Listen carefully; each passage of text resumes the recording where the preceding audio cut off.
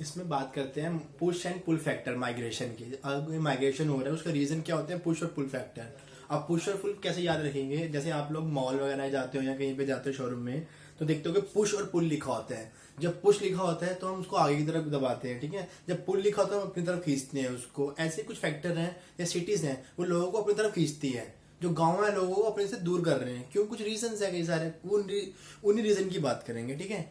पहला रीजन है push factor का अनएम्प्लॉयमेंट, मीन्स की बेरोजगारी, जो आज के टाइम में इंडिया में बहुत ज्यादा है, ठीक है। इसीलिए लोग क्या करते हैं, माइग्रेट करते हैं रूरल एरिया से अर्बन एरिया में रोजगार के लिए।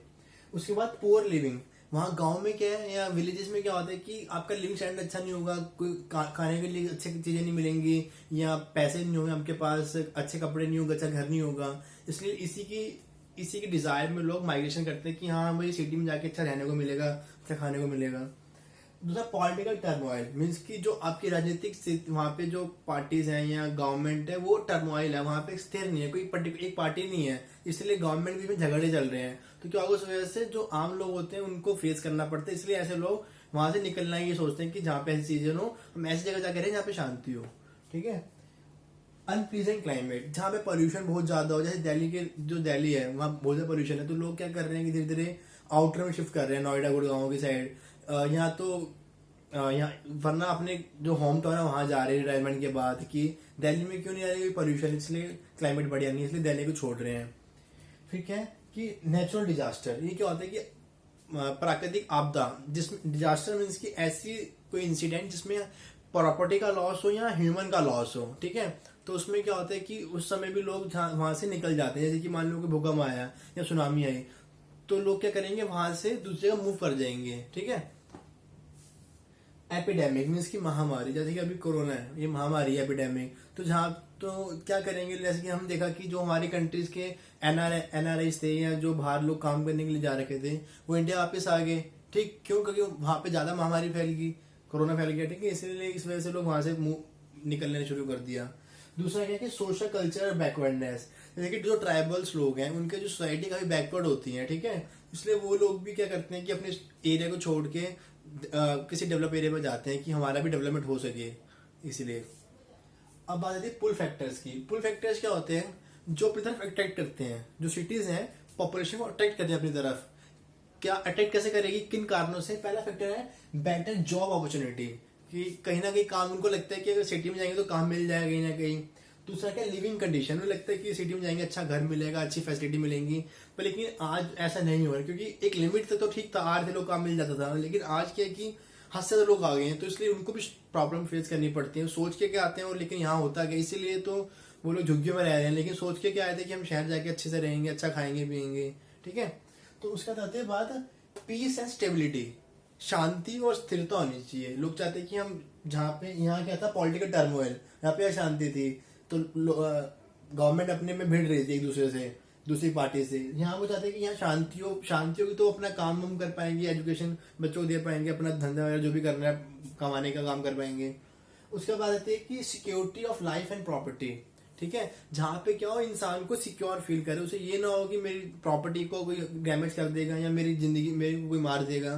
तो लोग ऐसी जगह जाएंगे जहाँ पे सिक्योरिटी हो लाइफ और प्रॉपर्टी की। फिर प्लीजेंट क्लाइमेट, ऐसी एरिया जहाँ पे साफ इन्वायरमेंट हो, पानी साफ हो, एयर साफ हो, ये सारी क्या ऐसी चीजें इन्वाइट अपने तरफ अट्रैक्ट करती हैं लोगों को, क्योंकि हर कोई चाहता है कि अच्छा इन्वायरमेंट में जीऊं मैं, ठीक है। इसमें बात करते हैं पॉपुलेशन चेंज के क्या ट्रेंड रहे हैं, मीन्स कि कैसे टाइम के साथ साथ पॉपुलेशन बढ़ती गई है और कैसे टेक्नोलॉजी का एडवांसमेंट हुआ जिसने पॉपुलेशन को बढ़ने में हेल्प करी, ठीक है। काफी अच्छा आपकी बुक में ये डायग्राम बना हुआ है 2.3 पे फिगर, इसको मैं समझाता हूँ क्या क्या है, ठीक है। अब इसमें क्या क्या दिखाया गया, इसमें टाइम पीरियड दिखाया गया है, इसमें क्या क्या चेंजेस आए हैं टाइम के साथ साथ वो दिखा रहे हैं, ठीक है। जो ये वर्टिकल जो लाइन दी गई है इसमें क्या दिखाया है कि टाइम पीरियड दिखाया गया है कि तो इसमें क्या दिखाया है कि वर्टिकल लाइन में कि एक पॉपुलेशन को बढ़ने में कितने साल लगे, ठीक है। तो इसमें जैसे नीचे पर चल रहा है कि पहले के समय में 1 बिलियन को इंक्रीज होने में कई साल लग जाते थे, लेकिन अब धीरे धीरे क्या हो रहा है कि अपनी पॉपुलेशन 1 बिलियन कुछ ही साल में बढ़ जाती है, ठीक है। तो क्या रीजन है उसके, ये सारे रीजन बताए गए हैं क्यों बढ़ रही है पॉपुलेशन। अब पहले रीजन की बात करते हैं कि हुआ कैसे, स्टार्टिंग में क्या था कि हम लोग सीधा तो एग्रीकल्चर शुरू नहीं कर दी, तो पहले लोग क्या थे, ट्राइबल से हंटिंग गैदरिंग करते थे। तो धीरे धीरे क्या किया उन लोगों ने अपने इन्वायरमेंट को समझना शुरू करा, वो एक जगह पर सेटल हो गए। सेटल होने के बाद क्या किया, उन्होंने एग्रीकल्चर शुरू कर दिया। अब एग्रीकल्चर से क्या होगा कि आपको परमानेंट आपको फूड अवेलेबिलिटी हो जाएगी। अब हंटिंग गैदरिंग में क्या था, मिल गया तो खा लिया, नहीं तो नहीं। अब जो लेकिन आप खेती कर रहे हो, आप उस पर ध्यान दोगे, उगाओगे, तो आपके फूड की कोई कमी तो नहीं होगी, खाने की दिक्कत नहीं है। अब खाने की कमी तो ऑब्वियस है कि पॉपुलेशन बढ़ेगी, लोग भूख से मरेंगे नहीं अब, ठीक है। अब दूसरी बात क्या लगी कि इंडस्ट्रियल रेवोल्यूशन ये कब आया, ये आया अपना 18th सेंचुरी में। स्टार्टिंग इसकी इंग्लैंड से हुई, ठीक है। तो उसमें क्या हुआ कि ना लोग काफी फ्री हो गए। जैसे कि जो लोग पहले काम करते थे, जो एक प्रोडक्ट बनाने के लिए 10 लोग चाहिए होते थे, अब एक मशीन बना रही है। अब कई लोग खाली हो गए, तो उनको कुछ काम नहीं था, तो वो क्या करेंगे, वो शहर आ जाएंगे गांव से, क्योंकि गांव मशीनें आ गई थोड़ी बहुत, तो काम नहीं है तो शहर में आ गए। शहर में क्या हुआ, भीड़ भाड़ हो गई। इसलिए इंडस्ट्री आने से क्या हुआ, काफी लोग अनएम्प्लॉयमेंट भी हुए और उनको नए नए सेक्टर में काम भी मिला। इस वजह से शहरों पे उनका प्रेशर बढ़ा पॉपुलेशन का, ठीक है। तो उसके बाद क्या हुआ, टेक्नोलॉजी का एडवांसमेंट। अब 20th सेंचुरी में क्या देखते हैं हम कि इससे पहले क्या होता था, कोई बीमार हुआ तो उसे पता ही चलता उसे डिजीज क्या है, क्योंकि टेक्नोलॉजी नहीं थी, एक्सरे नहीं होता था, कोई आपकी वो नहीं थी, एमआरआई नहीं था, सीटी स्कैन कुछ नहीं होता था। लेकिन आज के समय में क्या है, हर चीज का ट्रीटमेंट है। कैसे कि हम पहले डायग्नोस कर लेते हैं उसको, पहले हम उससे उसका टेस्ट करके बताते हैं कि क्या बीमारी है, लेकिन पहले के समय ऐसा नहीं था। तो यह तो इससे क्या होता है कि हमें पहले पता चलता बीमारी क्या, तो हम उसको ठीक कर लेते हैं टाइम रहते ही, ठीक है। तो ये इन सारे कारणों की वजह से क्या हुआ, पॉपुलेशन टाइम टू टाइम बढ़ती गई। ये टाइम पीरियड कब का है, आपका 1600 BC का कह लो इसको, ठीक। ये कब का है, 18th सेंचुरी का। ये कब का है, 20th सेंचुरी का, ठीक है। तो इन 3 चीजों ने पॉपुलेशन को इंक्रीज करने में काफी हेल्प करी है, कि इन वजह से पॉपुलेशन बढ़ी है, ठीक है। तो दूसरा उसमें है कि दूसरा टॉपिक आता है doubling time of world population. इसमें एक टेबल है आपकी बुक में, इसमें दिखाया गया है कि ना कितने सालों में पॉपुलेशन डबल होती गई है, ठीक है। तो पहले पॉपुलेशन डबल होने में कितने टाइम लगा, 1500 ईयर लगे, उसके बाद 200, फिर 80 ईयर, फिर 40 ईयर, फिर 37 ईयर। क्या ट्रेंड हम देख रहे हैं कि टाइम घटता जा रहा है, कम समय के अंदर पॉपुलेशन डबल होती जा रही है। क्यों, ये रीजन की वजह से, कई सारे रीजन है, ठीक है, ये सारे रीजन भी उनमें। अब उसके बाद आती है कि आपकी special pattern of population distribution, means की जो स्पेस मीन्स की एरिया कौन सा, वर्ल्ड का एरिया, अपनी जो अलग अलग कंट्रीज हैं उनमें क्या डिस्ट्रीब्यूशन है, क्या पैटर्न है पॉपुलेशन का, ठीक है। तो हम क्या देखते हैं कि जो डेवलपिंग कंट्री है और डेवलप कंट्री है उनमें ऑपोजिट पैटर्न है, ठीक है। तो इसलिए इस बुक में लिखा हुआ है negative correlation between the economic development and the population growth, means की इन दोनों में नेगेटिव। अगर पॉपुलेशन ग्रोथ हो रही है तो इकोनॉमिक ग्रोथ नीचे है, अगर इकोनॉमिक ग्रोथ हो रही है तो पॉपुलेशन ग्रोथ कम हो रही है। दोनों ऑपोजिट है, या तो इकोनॉमिक ग्रोथ हो रही है, पॉपुलेशन ग्रोथ हो रही है। क्यों ऐसा किया, जहां पे इकोनॉमिक ग्रोथ हो रही है वहां पे क्या लोग एजुकेटेड हैं, तो एजुकेटेड लोग क्या है कि वो लोग स्मॉल फैमिली को प्रेफर करते हैं, तो इसलिए वहां पॉपुलेशन ज्यादा नहीं बढ़ रही। अब लेकिन दूसरी तरफ क्या है कि जहाँ अनएजुकेटेड लोग हैं, जहाँ पे इकोनॉमिक डेवलपमेंट तो नहीं हो रहा, कि वो लोग पढ़े लिखे नहीं है, तो इंडस्ट्रीज नहीं है, कोई कुछ ज्यादा चीजें नहीं है, तो लोग क्या पॉपुलेशन को ज्यादा प्रेफर करते हैं कि अगर ज्यादा लोग होंगे तो ज्यादा काम करने के लिए हाथ मिलेंगे। इंडस्ट्रीज तो है नहीं, मशीन तो है नहीं, तो ह्यूमन को एज अ मशीन ट्रीट किया जाता था, इसीलिए वहां पे पॉपुलेशन ज्यादा होगी, जो अनडेवलप कंट्रीज हैं, जो पिछड़ी हुई कंट्रीज हैं, ठीक है। इसमें एक टेबल दिया गया है, उसमें दिखाया गया है कि ये टेबल है जैसे कि आपका ये वाला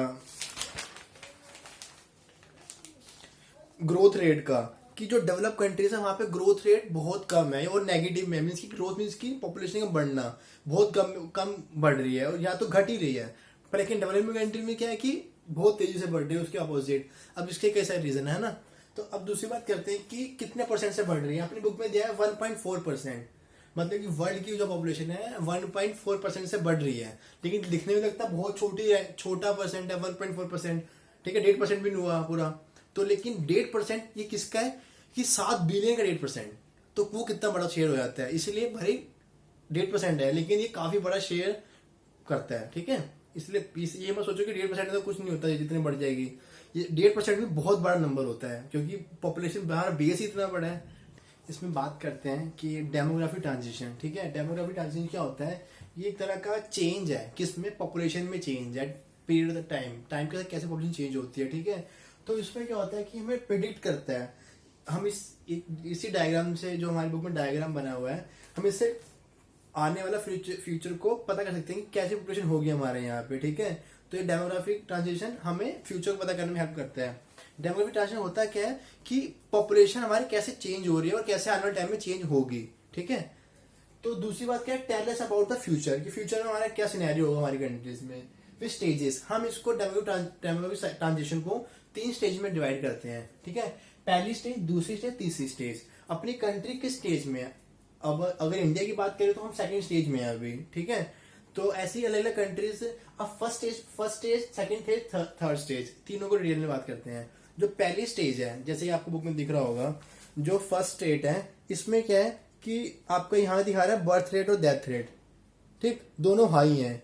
तो इससे क्या होगा, पॉपुलेशन बढ़ेगी नहीं, जितने लोग पैदा हो रहे हैं उतने लोग मर भी रहे हैं, ठीक है। तो ये कहाँ पे होगा, जो बिल्कुल ही बैकवर्ड कंट्रीज है, वहाँ पे हेल्थ फैसिलिटी भी नहीं है, तो लोग जल्दी मर भी जाए, जल्दी जल्दी पैदा भी हो रहे हैं। तो कैसी कौन सी कंट्री एग्जाम्पल दी है, बांग्लादेश, जो पिछड़ी कंट्रीज है, ठीक है। यहाँ क्या है, high birth rate, high death rate, इस वजह से पॉपुलेशन बढ़ेगी नहीं, ठीक है। लोग ज्यादा पैदा भी हो, ज्यादा मर भी रहे हैं। तो इसमें एग्जाम्पल दिया बांग्लादेश का। अब इसमें क्या है, सेकंड फेज में क्या है, ये ज्यादा खतरनाक फेज है। क्यों, इसमें क्या हो गया कि बर्थ रेट तो कम हो गया, सॉरी बर्थ रेट तो बढ़ गया, बच्चे पैदा तो ज्यादा हो रहे हैं, लेकिन डेथ रेट क्या हुआ, कम हो गया। क्यों, क्योंकि टेक्नोलॉजी आ गई, ठीक है। तो उससे क्या हुआ, लोग मरने तो कम हो गए लेकिन पैदा नहीं कम हो रहे। तो उस वजह से क्या हुआ, पॉपुलेशन ग्रोथ बहुत ज्यादा हो गया। जैसे आप यहाँ देखो, जो शेडिंग रीजन क्या दिखा रहा है कि ऊपर वाला बर्थ रेट तो हाई है, ज्यादा बच्चे पैदा हो रहे हैं, लेकिन मरने वाले कम हो गए। तो जो बीच का जो गैप है, ये क्या है, पॉपुलेशन ग्रोथ होगी क्या, और लोग ज्यादा बढ़े हमारे पॉपुलेशन में। तो ये फेज जो है सबसे खतरनाक फेज है, क्योंकि यहाँ पॉपुलेशन ग्रोथ बहुत ज्यादा आ जाती है। अब इसमें क्या एग्जांपल दिया कंट्री के, पेरू का एग्जांपल दिया आपकी बुक में, ठीक है। पेरू श्रीलंका एग्जांपल दिया है। पेरू कहाँ पे, साउथ अमेरिका में है, ठीक है। तो इसमें पेरू एग्जांपल लिख लो। अब इसके बाद क्या है कि ये थर्ड स्टेज में क्या होता है कि low birth rate, low death rate, कम लोग पैदा होंगे, कम लोग ही मर रहे हैं, तो क्या होगा, पॉपुलेशन बढ़ेगी नहीं, ठीक है।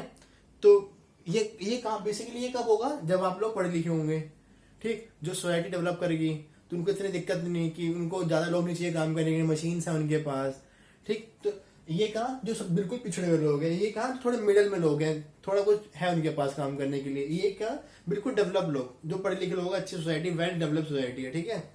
तो अब दूसरी बात आती है कि पॉपुलेशन कंट्रोल मेजर्स, हम कैसे पॉपुलेशन कंट्रोल कर सकते हैं, ठीक है। कई सारे स्टेप्स हैं जिनको गवर्नमेंट में लिया भी गया, पब्लिक ने अब उसको अपोज भी करा है, ठीक है। जैसे कि हमें चाइना का पता है कि 1 चाइल्ड पॉलिसी है, लेकिन अब 2 चाइल्ड पॉलिसी हो गई, क्योंकि वहां पॉपुलेशन की दिक्कत आ रही थी, उन्होंने अब 2 बच्चे अलाउड कर दिए, ठीक है। तो ऐसे ही क्या है कि गवर्नमेंट को चाहिए फैमिली प्लानिंग, कि लोगों को प्रमोट करना चाहिए कि फैमिली प्लानिंग के लिए, कि कैसे आपको अपनी फैमिली के लिए प्लान करना है, कि फैमिली के मेंबर्स के लिए, ठीक है। दूसरा क्या है, स्पेसिंग, कि जो बच्चों के बीच में स्पेसिंग होनी चाहिए, कि एक बच्चे के बीच में दूसरे बच्चे में स्पेसिंग होनी चाहिए। इसका बेनिफिट क्या है कि जब एक बच्चा होता है, उसके बाद दूसरा बच्चा अगर बहुत जल्दी होगा, तो उससे क्या होगा, जो उसकी मदर के शरीर में न्यूट्रिएंट होते हैं, वो जल्दी से रिप्लेनिश नहीं कर पाते। मीन्स कि जैसे एक बच्चा हुआ, उसके बाद अगर दूसरा बच्चा जल्दी हो जाएगा, तो क्या होगा उससे कि जो सेकंड बच्चा होगा वो उसमें कुछ डेफिशिएंसी रहेंगी, क्योंकि अभी तुरंत एक बच्चा हुआ था, उसके बाद दूसरा बच्चा हो गया, तो जो माँ के न्यूट्रिशन है वो तो अभी पूरे दोबारा से नहीं आ पाए, तो इसलिए दूसरे बच्चे में स्पेसिंग होनी चाहिए, ठीक। तीसरी क्या है कि फ्री कॉन्ट्रासेप्टिव, जो भी कॉन्ट्रासेप्टिव जो पता होगा आप लोगों को, उन सबको फ्री में बांटना चाहिए कि लोग को उसको ले सके, ठीक है।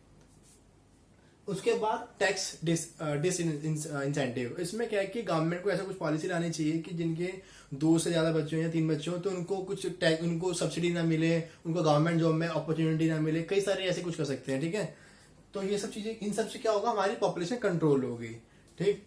दूसरी बात क्या है, थॉमस माल्थस का एक नाम अपनी बुक में लास्ट में है। ये कौन थे, इन्होंने बताया था कि पॉपुलेशन चेंज कैसे हो रही है, और एक समय ऐसा आएगा कि ना हम लोग, पॉपुलेशन इतनी ज्यादा बढ़ जाएगी और रिसोर्स कम पड़ जाएंगे, तो इससे क्या होगा, लोग मर जाएंगे, महामारी के कारण खाने को नहीं मिलेगा। तो इन्होंने कुछ टर्म बोली है, फिजिकल चेक और प्रिवेंटिव चेक। उसको समझाता हूँ क्या टर्म होती है, 2 चीजें। अब इन्होंने बोला कि पॉपुलेशन, इन्होंने थ्योरी तो दी थी 1793, ये यूके के हैं, तो इन्होंने बताया था कि उस समय पॉपुलेशन बहुत ज्यादा बढ़ रही थी यूके में, ठीक है। इंडस्ट्रियल रेवोल्यूशन आ गया था, कई सारे लोग को खाने के लिए तो आराम से मिल ही रहा था, कई सारे गुड्स बनने लग गए थे इंडस्ट्रीज में, तो पॉपुलेशन काफी ज्यादा हो गई थी इस समय। तो क्या हुआ कि प्रिवेंटिव चेक और फिजिकल चेक, उन्होंने कहा कि अगर हम पॉपुलेशन कंट्रोल नहीं करेंगे तो क्या होगा, फिजिकल चेक्स आएंगे। ये क्या होते हैं, ड्रॉट, फेमाइन, एपिडेमिक। तो क्या होगा कि लोग नेचर के द्वारा लोगों को कंट्रोल किया जाएगा, भूखमरी पड़ जाएगी, सूखा पड़ जाएगा, फसल अच्छी नहीं होगी, तो इससे क्या होगा, पॉपुलेशन कम होगी। दूसरा होगा प्रिवेंटिव चेक, ऐसे मेजर जो हम पॉपुलेशन ले सकते हैं, जैसे कि फैमिली प्लानिंग हो गया या कॉन्ट्रासेप्टिव मेथड्स हो गए, जैसे ये सब चीजें क्या ह्यूमन के हाथ में है। अगर हम इसको अडॉप्ट नहीं करेंगे तो फिर एनवायरमेंट अपने रूप ले लेगा और वो खुद अपने आप से पॉपुलेशन कंट्रोल करेगा। ठीक है, इसलिए बेटर है कि हम प्रिवेंटिव चेक ले लें, पहले से हम उसको कम कर लें, कि ऐसा ना हो कि आने वाले समय में रिसोर्स क्रंच हो जाए, कमी पड़ जाए रिसोर्स की। ठीक है।